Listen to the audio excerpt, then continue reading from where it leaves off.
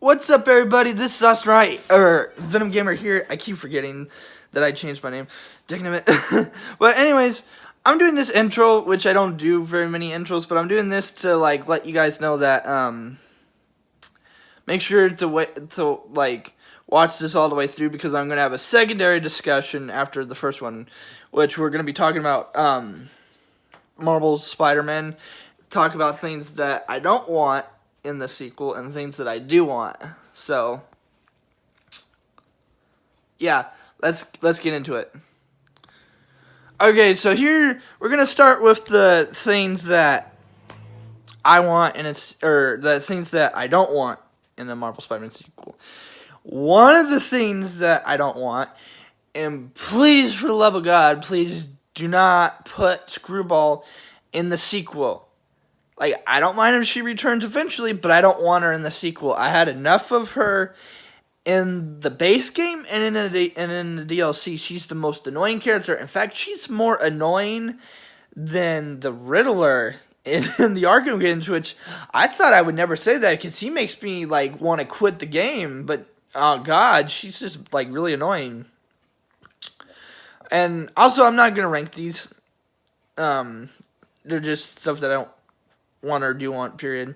Okay, and another thing I do not want in a Spider-Man sequel or any Spider-Man game ever again. I do not want QR code missions where you have to line up the building and then take a picture. I don't want that.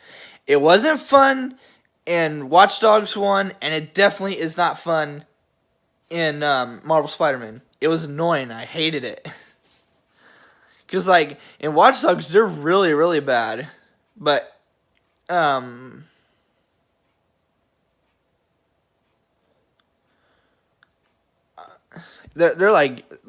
so bad. Let's see, was that all the,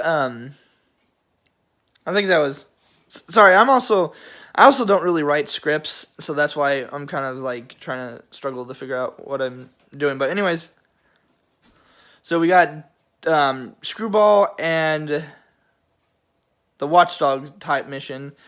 Okay, now we're gonna I thought there was something else. Oh yeah. Actually no. So let's move on to the stuff that I do want in a Marvel Spider-Man sequel. I want there to be a seamless night and day cycle. Now, if you don't want to do a weather system where it's dynamic weather, you don't have to do that if you don't want to. But at the very least, I want a night and day cycle, because Spider-Man 2 had it, Spider-Man 3 had it, at least the PlayStation 2 version. I don't know about the Xbox it kind of seems like they do. If you wait a while, it does become nighttime, but I don't know. Their excuse for why they didn't add it, I think it's kind of developer laziness a little bit, because they were we didn't want to do it because the set pieces look better in certain times of days. And if that's the case, well, here's the thing. Dying Light has a night and day cycle, and it doesn't matter what mission you're doing. Once you get out of the prelogue, it doesn't matter what mission you're doing after that. It will get nighttime or daytime. There is some instances where it's kind of scripted, but you could do that with Spider-Man 2, because in Spider-Man 2, it had a night and day cycle, but depending on where you were at in the story, it would be either night or day, which you could do that. And then, yeah, that might break the immersion a little, but I'm willing to compromise on that. Another thing that I want, and I think this would be really cool, Ace Combat gave me this idea. In Ace Combat, you have, regular controls. Well, you got the normal controls or whatever, where, you don't have as much control, and, it pretty much does everything for you. And then there's the, I guess what you'd call master control or whatever, where, it doesn't hold your hand. And I would like that for, web swinging, because, you can choose, what version you want, whether you want to You can make one version where you have to calculate all that stuff and take everything into account, so that way you don't fall and hurt yourself, and you also get fall damage. Because I really want fall damage. I'm not gonna lie, I really want it. I was kind of sad when there wasn't any, because we haven't had fall damage in a really long time, and I know a lot of people don't really care about fall damage, but I do, because there's not a better feeling where you wait until the last minute to web swing and not hit the ground. Like, that's really cool, and it feels good. So that's kind of lost when you don't have that. And this also allows it to where you're not alienated any people that like aren't very good at web swinging. And for those who want a harder web swinging, they can have it. They can have the challenge. Oh, and another thing I want, and this is another game that kind of inspired this idea, is Miles Morales. He's got spider powers. He's going to become another Spider-Man.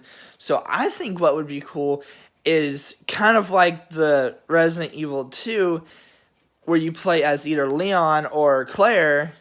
You could play as Peter Parker / Spider-Man, or you could play as Miles Morales / Spider-Man. And like each one has like a different like scenario, and it's really cool.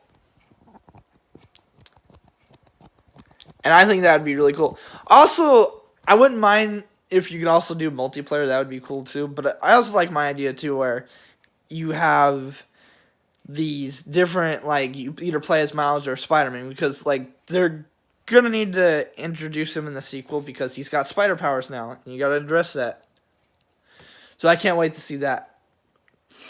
Okay, so now I think we're finally done with that part of the video. Now here's a video that I really don't want to discuss, but at the same time I kind of have to, and that is about Captain Marvel. If you don't know about Captain Marvel, pretty much everybody is bashing it because of Brie Larson. She will not keep her mouth shut. She wants, she doesn't want guys or white people to go see her movie. She doesn't want really guys. She wants more women and small girls to watch her movie so they can become empowered. Which I don't mind with like women feeling empowered, but you're kind of alienating like half of your audience by saying that. She's like really hardcore feminist.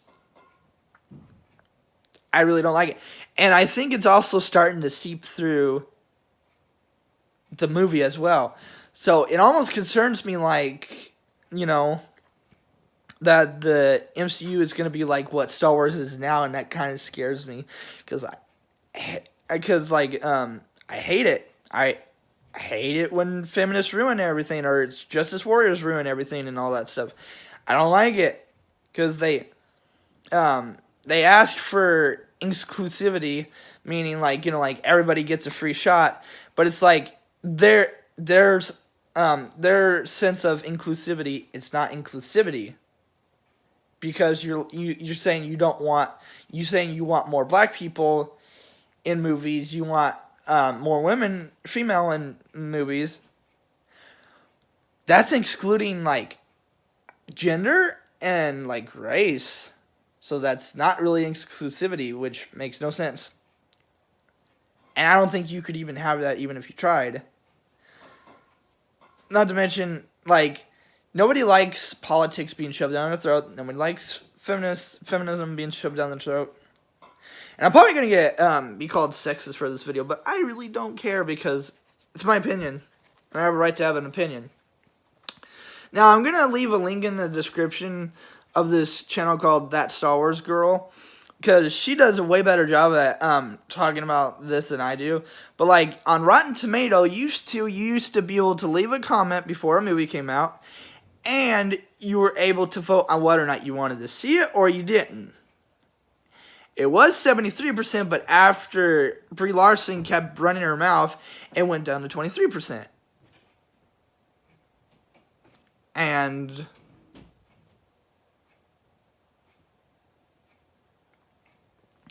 after that, they took down the ability to leave comments, and they took down the ability to vote whether or not you want to see it or not. You can only vote yes, I want to see it, which is pretty interesting, huh? But that is kind of censorship, and they're because like they're scared that this movie is gonna fail. This movie probably is gonna fail because of Brie Larson. Like, I'm telling you right now, it's gonna fail. But I'm gonna keep an open mind, and I'm gonna go see it. An interesting thing though is about all this is that I can't remember the guy's name, but the guy, the CEO that owns this other company that owns Rotten Tomato, he worked at Disney for a significant amount of time.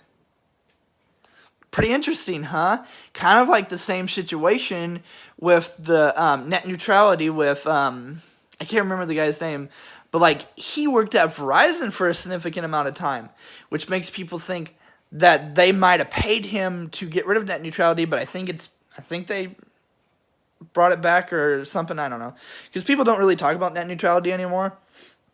So it makes me wonder if maybe somehow they got it back or something. Which is pretty cool because, you know, without net neutrality, we wouldn't have the internet that we have today, and it would suck. But that's interesting. That makes me think that Disney was like, hey, you need to fix this. Can you, like, do anything about this? Get rid of this? And he's like, yeah, sure. So, like, it's the same thing with net neutrality. This guy was working at Disney for, I think, 12 years, I want to say, from what I heard. Correct me if I'm wrong.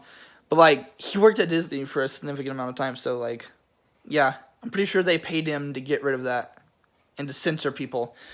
And their reasoning, their justification for why they did it was that, oh, it's Russian troll bots, or it's just trolls or whatever, and they're review bombing it, and, you know, we don't, and a lot of people, like, say they agree that, taking down the comments was the best thing, which I don't agree with, because you could be like, you could tell people why you don't want to see it and stuff.